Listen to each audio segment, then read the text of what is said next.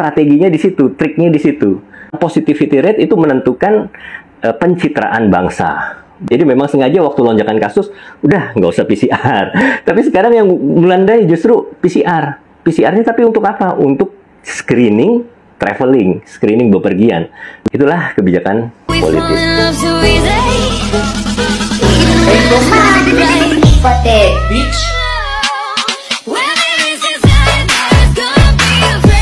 Ya, halo semuanya. Selamat sore, selamat siang, selamat sore ya.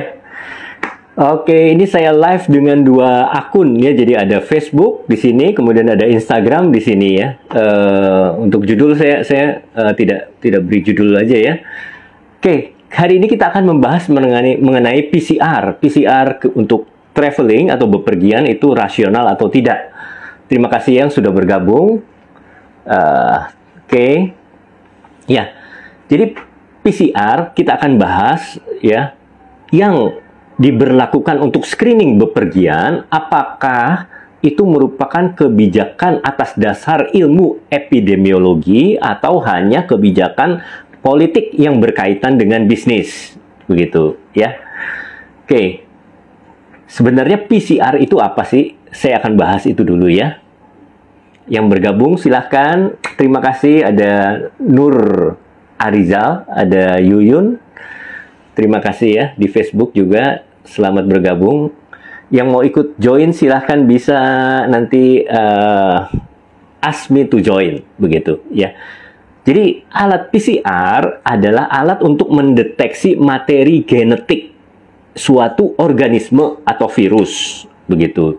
Jadi khusus untuk kasus COVID-19 itu kita ada regennya, ya, regen yang bisa mendeteksi SARS-CoV-2. Ya, nah kalau penyakit lain beda. Jadi misalnya untuk HIV itu regennya beda lagi. Kemudian untuk demam berdarah virus DBD itu regennya beda lagi.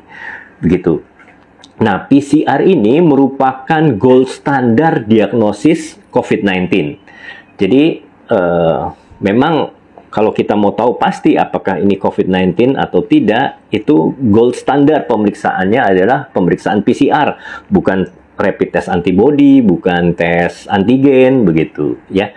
Nah, untuk tes-tes ini penggunaannya itu saya bagi secara garis besar itu ada 3 bagian ya. Yang pertama untuk screening. Screening itu adalah penyaringan suatu populasi. Jadi suatu populasi nih, kita tidak tahu nih ada yang kena COVID apa enggak, kita lakukan screening. Diambil beberapa mungkin, begitu ya, kita lakukan screening, kita periksa, oh ini ada yang kena positif COVID, nah kita pisahkan. Begitu, itu yang namanya screening. Kemudian ada diagnostik, ya, untuk fungsi diagnostik. Jadi orang yang sakit dengan gejala suspek COVID, itu kita lakukan pemeriksaan PCR. Jadi ketahuan nih, wah ini positif betul COVID atau bukan. Begitu, karena gejala COVID-19 kan mirip-mirip ya, mirip seperti flu, mirip seperti demam berdarah, begitu ya. Nah, yang ketiga itu fungsi tracing. Tracing itu adalah orang yang kontak erat dengan penyintas COVID-19. Jadi misalnya si A kena COVID-19 nih, udah positif dengan PCR. Nah, orang yang kontak erat itu keluarganya, mungkin teman-temannya yang pernah mungkin pernah podcast bareng, begitu ya, itu harus di tracing, diperiksa juga dengan PCR, begitu. Jadi fungsinya yang pertama screening, kemudian ada diagnostik, ada tracing. Ya, penggunaan alat PCR ini pada awal pandemi itu langka sekali, susah sekali ya. Jadi kita bingung nih, ini memang COVID atau bukan, begitu ya. Dan pemeriksaan pada waktu itu hanya bisa dilakukan di Litbangkes ya. Litbangkes punya pemerintah, jadi di situ mungkin ada lembaga Eijkman, LIPI atau BPPT, begitu ya. Jadi sampel-sampel kalau misalnya dari daerah itu juga harus dibawa menuju ke Jakarta. Makanya kalau untuk kasus diagnostik itu biasanya harga biayanya itu bisa 1,5 sampai 2,5 juta sekali PCR. Itu dulu, begitu ya. Nah, karena harga PCR mahal, gimana cara ngakalinnya supaya kita bisa tahu ini kena COVID? Nah, perusahaan-perusahaan alat kesehatan itu bikin nih yang namanya rapid test. Rapid test ini juga sudah dibikin untuk HIV, ya, untuk demam berdarah juga ada rapid testnya. Nah, itu dengan rapid test antibody. Nah, sayang sekali rapid test antibody ini tidak cocok untuk screening, ya. Jadi kenapa? Karena antibody kan yang diperiksa itu darah antibody dari darah tubuh si pasien, begitu. Nah, ini terbentuknya baru 2 minggu setelah infeksi. Jadi terlambat kalau buat screening. Oleh sebab itu sekarang rapid test antibody udah nggak dipakai lagi, baik untuk screening maupun diagnostik, begitu ya. Nah, kemudian setelah itu bikin deh rapid test yang antigen. Nah, kalau antigen ini dia bisa mendeteksi awal-awal saat kena infeksi COVID. Tapi untuk kelemahannya apa? Rapid test antigen ini kurang sensitif. Kalau kurang sensitif, maka kemungkinan terjadi false negatif. Jadi, orang yang baru kena infeksi 1-2 hari, 3 hari, itu diperiksa rapid test swab antigen, itu hasilnya negatif. Jadi, dikira nggak kena COVID, padahal kena COVID, begitu. Jadi, false negatif. Berbeda dengan PCR, kalau PCR lebih sensitif. Jadi dia mungkin baru 2-3 hari kemasukan COVID-19, gejalanya baru meriang-meriang sedikit, sudah positif. Begitu ya. Tapi PCR mahal banget, begitu. Nah, kita akan bahas kebijakan tes PCR untuk bepergian. Nah, jadi setelah terjadi lonjakan kasus di bulan Juni-Juli, itu pemerintah justru mewajibkan perjalanan udara itu harus PCR, terutama yang kemarin itu yang vaksinnya belum lengkap atau belum vaksin sama sekali, wajib PCR. Padahal dulu, misalnya bulan April Mei itu saya terbang ke Pekanbaru, itu juga nggak perlu PCR, antigen sudah cukup, begitu.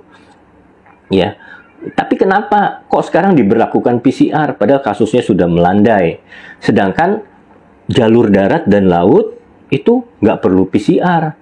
Katanya cukup antigen aja, dan bahkan beberapa transportasi darat, bus, itu nggak perlu tes-tesan. Logikanya di mana? Ya, kalau kita pikir perjalanan udara naik pesawat, itu paling cuma 1 jam. Begitu ya, dari sini ke Jogja misalnya. Tapi, kalau kita naik bus atau naik kereta, itu berapa lama kita berada dalam satu ruangan tertutup? Bisa 10 jam, begitu. Tapi kenapa nggak harus PCR? Nah, itu blundernya di situ. Tidak rasionalnya di situ, salah satunya, begitu ya. Kemarin ada wacana juga, darat dan laut harus PCR juga. Wah, repot juga. Kenapa? Karena apa? Perjalanan dari sini ke Bandung, naik bus cuma 20.000, PCR-nya 500.000. Masuk akal nggak? Secara ekonomi, ya nggak masuk akal. Begitu, ya. Begitulah blunder penetapan harga tes PCR. Nah, sekarang kita seringkali juga bertanya-tanya, kenapa sih pemerintah setelah kasus melandai justru PCR-nya digenjot, begitu. Dulu waktu kasusnya lagi tinggi-tingginya malah nggak harus PCR. Kadang suka aneh seperti itu, ya. Dan ada isu gelombang ketiga nih, hati-hati gelombang ketiga, makanya kita genjot PCR. Kita lihat aspek pemikirannya ya, logikanya di mana sih? Saya akan beritahu ya, pemahaman tentang herd immunity. Indonesia pada bulan Juni-Juli itu lonjakannya begitu tinggi. Dan itu yang sudah begitu tinggi, angka kasusnya itu hampir 50.000 per hari paling tinggi, itu pun menurut saya, menurut pengalaman saya di lapangan, mungkin hanya kurang dari 5% yang tercatat. Jadi mungkin bisa fenomena gunung es, ya, yang tercatat itu cuma sedikit. Yang tidak tercatat itu bisa 20, 30, 40, bahkan 100 kali lipat. Seperti itu. Nah, apa akibatnya? Karena banyak yang sudah kena pada bulan Juni-Juli itu, Indonesia sudah mengalami kekebalan alami atau disebut dengan herd immunity. Begitu, ya. Nah, karena sudah punya kekebalan alami, itu virus mau nempel nggak bisa, akhirnya mati. Ya, mau ke saya udah kena COVID, udah ada kekebalannya, dia nempel nggak bisa, mati. Dia mau pindah lagi ke teman saya juga nggak bisa, dia udah pernah kena. pindah ke temannya lagi, tetangganya lagi, nggak bisa. Akhirnya dia mati, nggak bisa berkembang di kota-kota di Indonesia, begitu. Nah, gelombang 3 tidak mungkin terjadi. Kenapa? Karena seluruh penduduk kota di Indonesia sudah punya kekebalan alami dan cakupan vaksinnya juga sudah luas, begitu. Ya, mungkin terjadi endemis secara sporadis di daerah-daerah yang tidak ada cakupan vaksin atau memang belum pernah terjangkit kasus COVID seperti itu. Ya, itu menurut saya. Kita buktikan nanti ya, ada gelombang ketiga atau tidak. Nah, isu gelombang ketiga itu dipakai buat memperketat PPKM lagi, menggenjot PCR lagi. Mengapa perlu seperti itu? Orang gelombang ketiga nggak akan terjadi kok. Seperti itu ya. Oke, dan CDC, barusan berita ini, mengatakan Indonesia itu tingkat transmisinya sangat rendah untuk saat ini. Jadi, ibaratnya merupakan destiny pariwisata yang cukup aman, paling aman dikatakan di Indonesia. Yaitu kenapa? Karena transmisinya sudah mendekati nol. Virus sudah tidak punya tempat untuk bereplikasi, seperti itu. Oke ya. Jadi seringkali kita bertanya, kenapa sebelum terjadi lonjakan itu tesnya sedikit, sedangkan sekarang sudah melandai kok tes PCR-nya banyak. Nah, itu kebijakan politik. Untuk apa? Supaya positivity rate-nya itu tetap rendah. Positivity rate itu apa? Jadi dari sekian orang yang diperiksa, hanya sedikit yang positif. Begitu ya. Oke ya, PCR kan nggak, waktu zaman lonjakan itu pasien-pasien saya, itu mana ada yang di PCR. Kita lapor juga puskesmas sudah pada kewalahan. Sudah nggak bisa menangani, rumah sakit penuh. Jadi diserahkan aja, udah isoman aja sendiri, terserah. Mau cari obat, cari. Apotek juga pada penuh. Begitu. Jadi tidak terdata. Banyak kasus yang tidak terdata. Itu tidak di PCR kan. Nah, sekarang PCR-nya digunakan untuk screening. Untuk screening itu untuk bepergian, untuk orang-orang yang sehat. Akibatnya apa? Kalau kita periksa, periksa negatif semua. Angka positivity rate-nya rendah sekali. Indonesia aman nggak? Aman, begitu.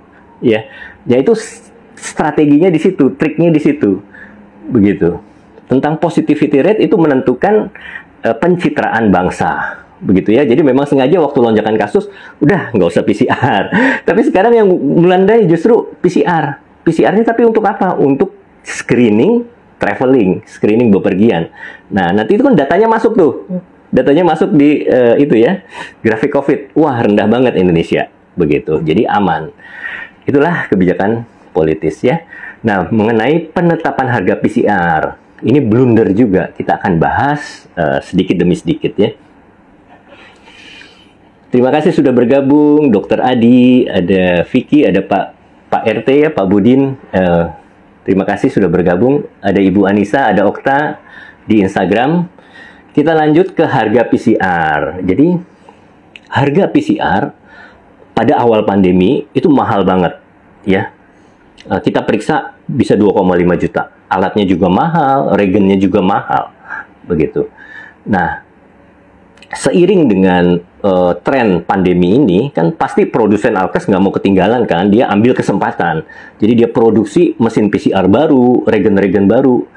Supply meningkat, harga bisa ditekan nggak? Bisa, gitu. Karena volume banyak, permintaan banyak. Jadi kita supply-nya ditingkatkan, harga bisa diturunkan, seperti itu ya. Nah, PCR dari harga 1,5 juta, kemudian 900.000, kemudian turun 500.000, ya. Kemudian terakhir Oktober 2021 ini oleh instruksi Presiden harga menjadi hanya 300.000. Nah, tapi banyak rumah sakit dan lab tutup. Dia tidak menerima layanan ini, dia ngambek ya, marah. Nggak bisa begitu dong, wah kita rugi. Karena apa? Kok bisa rugi sih? Mungkin Anda pernah dengar ada isu, mungkin di talk show di TV, itu harga reagen PCR untuk satu kali tes hanya 90.000. Cuma 90.000 katanya. Nah, ini yang bikin masyarakat marah kan? Gila lu. Tes 90.000 dijual 1,5 juta. Untungnya berapa kali itu kalau misalnya satu hari aja ada 100-200 orang yang tes, itu untungnya wah, nggak ketulungan katanya begitu. Tapi ternyata tidak demikian ya. Jadi beberapa laboratorium ya, apalagi yang sudah lama punya alat PCR, alat tersebut kan harganya mahal nih, bisa 6M. Alat tersebut terkunci dengan regen pabrikan. Jadi ada pabriknya tertentu. Itu regen mahal memang, bisa 1 juta zaman sebelum pandemi. Untuk 1 kali pemeriksaan. Nah, sekarang saya dengar dari teman saya itu paling murah itu bisa harganya 400 sampai 500 ribu. Seperti itu. Jadi kalau dihargain harus 300 ribu, pasti rugi. Nah, memang regen yang harganya 90 ribu ini, saya nggak tahu regen buatan mana ya. Nah, itu ada di e-katalog. E-katalog pemerintah, LKPP, Lembaga Kebijakan Pengadaan Barang dan Jasa Pemerintah. Begitu.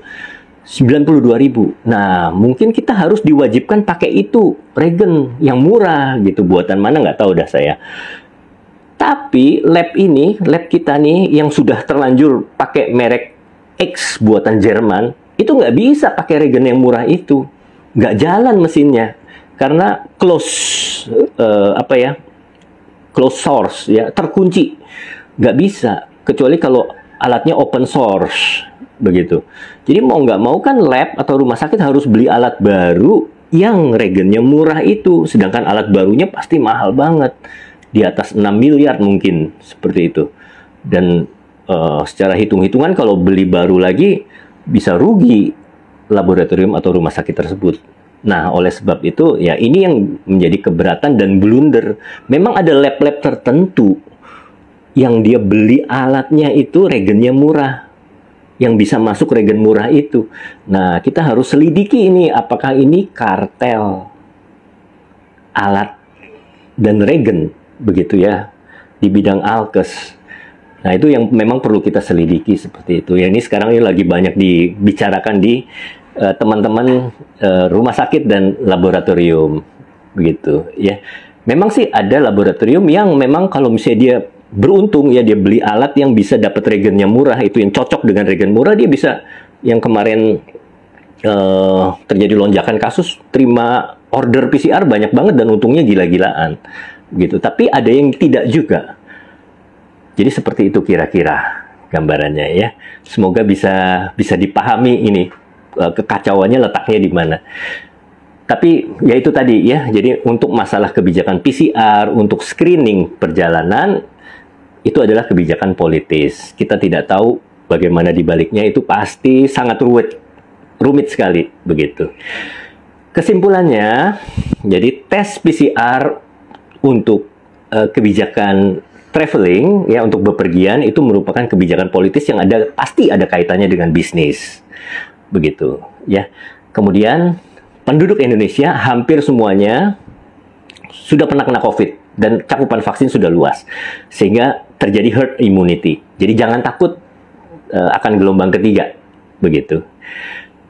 Dan PCR ya, menurut hemat saya bukan bertujuan untuk screening, untuk tes yang bepergian, tes untuk orang sehat, percuma. Tapi PCR kita harus konsentrasikan pada diagnostik dan tracing.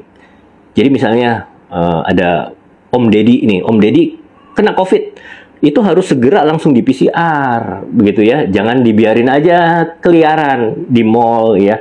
Kemudian teman-temannya juga yang podcast, itu juga harus yang bisa ketahuan, dia jangan periksa sendiri pakai tes antigen yang beli di online, jangan. Kalau periksa sendiri terus hasil negatif, bisa negatif palsu, ya kan? Nah, jangan berdasarkan itu, dia harus dites PCR.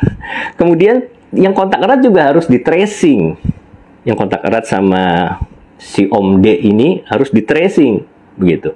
Nah, itu tujuan dari PCR, bukan untuk screening traveling menurut saya, tapi terutama untuk diagnostik dan tracing. Oke. Sekian live dari saya. Ada pertanyaan mungkin? Tapi dari Haryo ya. Tapi apa ada perbedaan kualitas PCR yang dulu dengan sekarang? Pertanyaan yang bagus. Oke. Menurut teman saya, kemungkinan bisa terjadi perbedaan. Kualitas mungkin bisa menurun, apalagi yang labnya yang tadinya dia profit marginnya tinggi, operational cost-nya bisa ditekan, sekarang tuh tipis sekali marginnya kan, bahkan mungkin agak rugi. Nah, kasus tes antigen aja banyak yang palsu, apalagi dengan harga ditekan ini nanti regennya bisa mungkin yang regen expired, yang murahan itu bisa. Tapi kita curiga, apakah ini memang betul-betul mesin PCR, regen PCR? Karena ada satu alat lagi yang mirip PCR yaitu TCM, tes cepat molekuler. Begitu. Nah, ini sedang saya bicarakan dengan teman saya. Tes apakah yang regen yang 92.500 ini tes cepat molekuler, bukan kategori PCR seperti itu. Sedang kita diskusikan. Pertanyaan yang bagus ya ini Pak Haryo, terima kasih. Ada yang lain mungkin? Jadi kualitas juga kita takut. Orang tes antigen aja banyak yang palsu ya. Nanti ini regennya juga ya itu cuma untuk formalitas ya, menurut saya nggak penting banget. Oke ya. Dan satu lagi, tes PCR itu kan memang sangat sensitif, sehingga dia bisa mendeteksi bangkai virus. Orang yang sudah sembuh, dinyatakan sembuh, sudah isolasi mandiri, sudah sembuh, itu masih bisa positif PCR-nya sampai 3 bulan. Nah, itu juga suatu kebijakan untuk screening yang kurang tepat menurut saya. Ya, terima kasih yang sudah nonton dan bergabung ya. Nanti video ini akan diupload. Kalau ada diskusi atau pertanyaan lebih lanjut, silakan. Oke, kalau tidak kita akhiri saja. Kita akhiri kita ya. Terima kasih sudah menonton. Semoga kita semua sehat-sehat ya. God bless you.